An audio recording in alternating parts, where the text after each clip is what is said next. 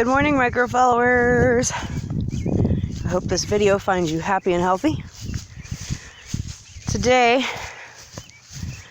I finally got a chance to work outside, cleaning up the old maternity hutch.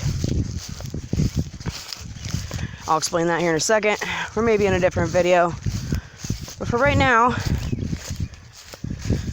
I'm going to do my rounds on the property for all the trees that have been planted that I got to check on. Y'all know I don't have a green thumb. I'm not very good at this stuff. So, all right, we're going to start with the most important tree. This is my weeping willow. And lost my mama in 2019, and she always wanted to be buried under a weeping willow. Now that we have the property to do so, I've got this one planted. I have no idea what is normal and what is not. I know that this still has, moisture going through, but my concern was this. We put the cinder block here, that way we could mark it so we didn't mow over it. And it's shaved some of the bark off the bottom. Got me a little concerned, so I'm keeping an eye on that one. Really rooting for that one. And we'll go back here at the corner of the property.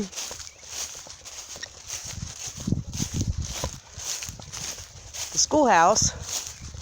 If you guys remember, if you've been following me for a minute, we had tons of black walnut trees. And I brought one with me. This booger, I'm really shocked. The determination for these things. It was literally about 3 inches tall when I brought it, and we've been here for about 1.5 years. It'll be 2 years in August. So it was just a sweet little teeny thing, and so here it is, almost 2 foot tall, maybe even 2 foot tall, and we finally got some greens on the top. This bad boy was planted here because of that. When I got my new lawnmower, you guys remember that? My Cub Cadet? Yeah, day one. I made one round on the frame of the property and hit the property marker. New blades. Next one. I don't know what to do about these, you guys. I have these planted throughout the entire border of the property. This is a giant Thuja. I got these because you all know, obviously, our wind here is ridiculous. So I come out and I check on these right as soon as spring hit. When we had our first thaw, everything, it was real green. And then a week later I come out and we got a little bit of orange. And then here we are now in the 3rd week, and I don't know, maybe it's just me because I don't have a green thumb, but I don't think they're supposed to look like this. Which makes me really nervous because I have 12 of these planted all around the property, and you'll see once I get up here.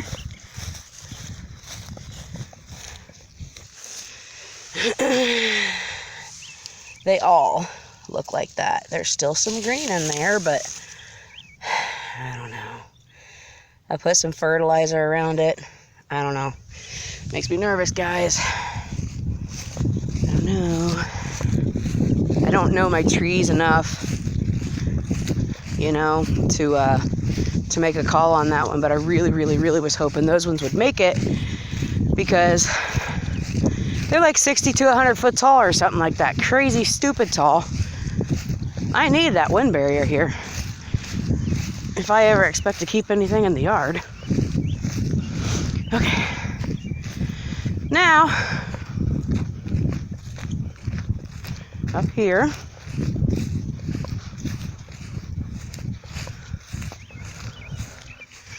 this, my husband particularly wanted, as you can tell right here, which that's going to have to go.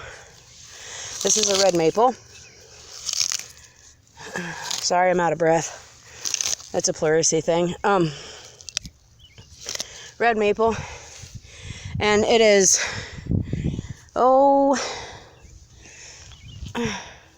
almost 4 foot tall. Those little reds on the bottom, that's the only green we got going on. So, but on the other hand, not real super concerned. I know that maples are pretty hardy, so not too super concerned about the maple.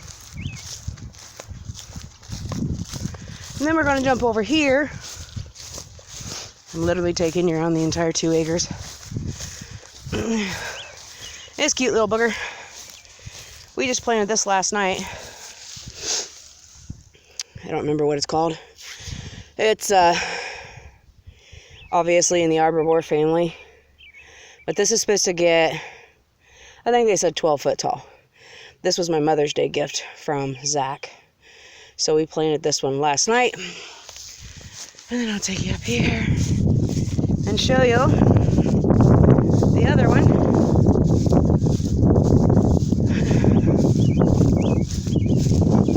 My other Mother's Day gift from Erin. And it is a dwarf Alberta spruce. They're not supposed to get very big. But we planted this one last night too. See, this one looks really good in comparison to the ones that are down there. Sorry, I need to mow. But the ones that I have lined the driveway with, I had those at the schoolhouse. These are the ones that we planted at the schoolhouse. And so they've been moved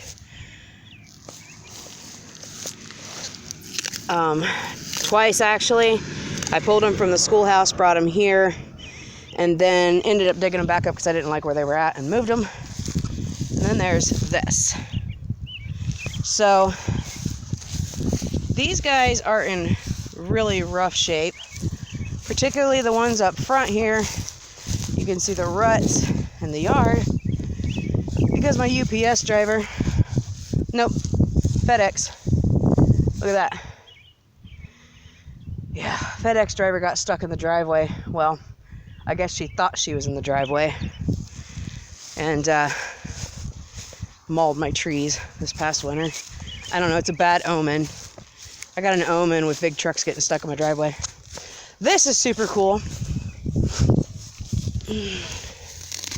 This is my mother's rose bush. And I wasn't even sure it was going to make it. I know nothing about transplanting roses. Like I said, not a green thumb, and especially in that area, no clue what I'm doing. But they were planted out front of my mother's home. Park manager was like, that big old thing's got to go. To my knowledge, it wasn't even the right time of year to cut it. I chopped it all down, this far to the ground, dug it up out, and brought it here and planted it. And I actually have another one that's still sitting in a 5-gallon bucket because I haven't figured out where I want to put it. And they're both growing. That makes me super duper happy because that rose bush has been in the family for 1, 2, 3, 4, 5 generations. Well, I'm 6. This darling little thing right here was one of my free trees from the Arbor Day Foundation. It is a Washington hawthorn. We're going to get rid of some of these because we don't need all the nutrients going to all these little tiny boogers. Anyhow, this was planted last fall. So I knew even less than I do now about what I was doing with as far as planting. But this one's really cool because it changes colors every season. So we are really excited to see a red, white, and green foliage change on this one as the seasons change. We planted it up here by the apple tree because it's going to be comparable in size. This is my apple tree. This is the only tree that was on the property when we bought it. This is absolutely horrible. The suckers, this tree was left undone for years. So what happens is, these are not technically apple trees. These are roots that have surfaced. And what happens is all the roots that are out and about in the ground, when they're pulling in nutrients that is supposed to be going up to the tree, the suckers here literally suck the life out of it, and it deprives the tree of a lot of its nutrients. So last year we cut off several different branches to promote growth out of the top. We're really hoping to get some better apples out of that this year. The 2 seasons that it has produced have been pretty poor quality. So next we'll jump around to what is going to eventually be called the orchard once things get moving. When we first bought the property, I planted grapes and blueberries out here with 2 peach trees, 2 pear trees, 2 apple trees, and 2 mulberry trees. Believe it or not, found a way to kill them. So this cute little twig right here, I have no idea if this is normal or not. This and the next 3 that are up there at stakes is a pawpaw tree. I originally planted 5. I have 3 now because the first 2 died. I did a branch test and they were dry and just dead.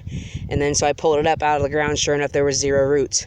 The last 3 here, they still have a nice give and moisture in their branches. The problem is like nothing's happening, like at all. There's no green started. There's not, but they're rooted. So I'm leaving them alone. Everybody talks about how sensitive they are, which makes me absolutely stupid nervous.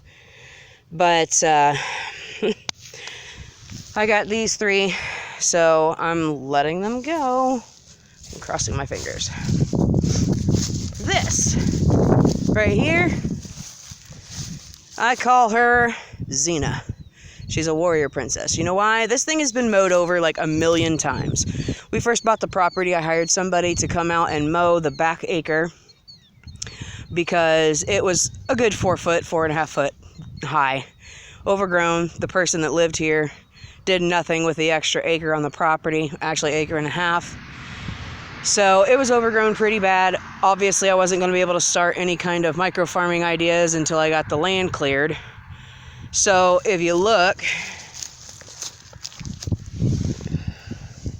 see, she's been through the ringer. But she got mowed down that first time, and of course she was, I don't know, probably half her size now, 3 foot tall. I thought it was a weed. He mowed her down. Next time I mowed her down. Next time I mowed her down. It just would not die. And then finally I was just like, whatever. So then a friend of mine, when we were planting the fruit trees, which I'll show those in a second, when we were out here planting, we were kind of getting nosy with it and trying to figure out exactly what this is. And so we pinched off a few little trumpets here, gave him a sniff, and I said, you know what? I'm pretty sure that's honeysuckle. I'm not positive.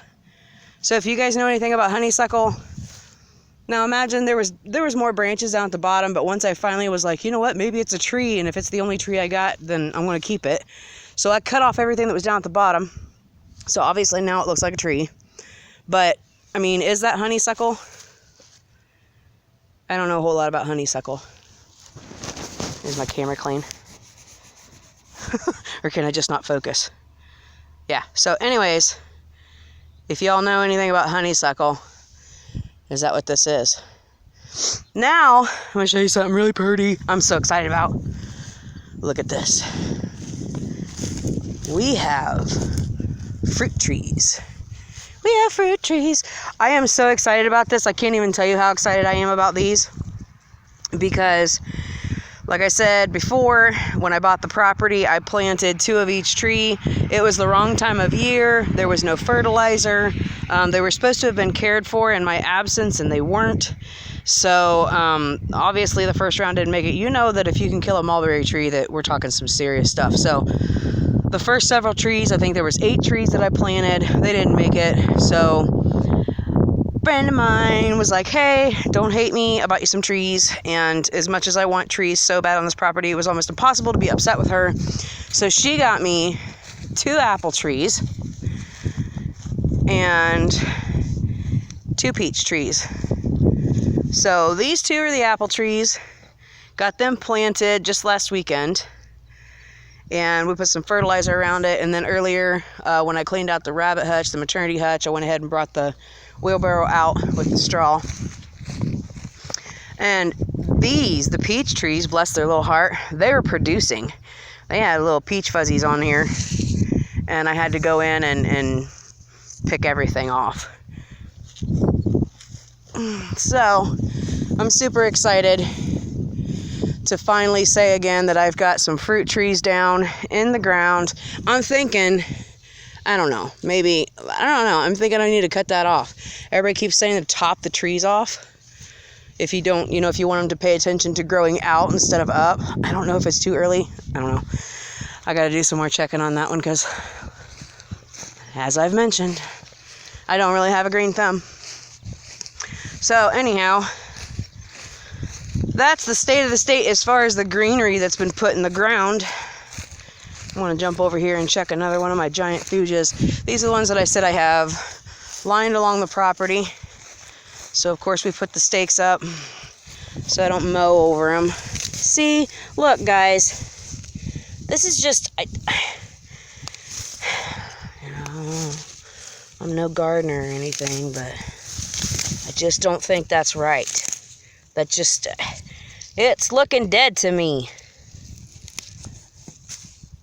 Suggestions, advice, please, what do I do? These were planted. Obviously I dug the hole big enough because what you see is what they shipped me. It was bare root. And the hole that I dug was about 1.5 feet, maybe a foot in diameter. And I've got the rabbit fertilizer down in there mixed in with the original soil. I don't know. And we planted these last August. So this is what I've got. They're all orange like that, and they weren't like that just a few weeks ago. So do I let them go, or is all hope lost? I really hope not. I got $200 and some odd worth of giant Thujas. So, all right, just gonna real quick jump up here and touch on some rabbit math. Remember this? The maternity hutch. Originally started in the back corner of the acre. The back acre, moved up behind the enclosure, taken down with the enclosure. So, remember the barrel? We took the barrel off. We got it on a tractor. We brought it up to the side of the house. This is where the barrel was.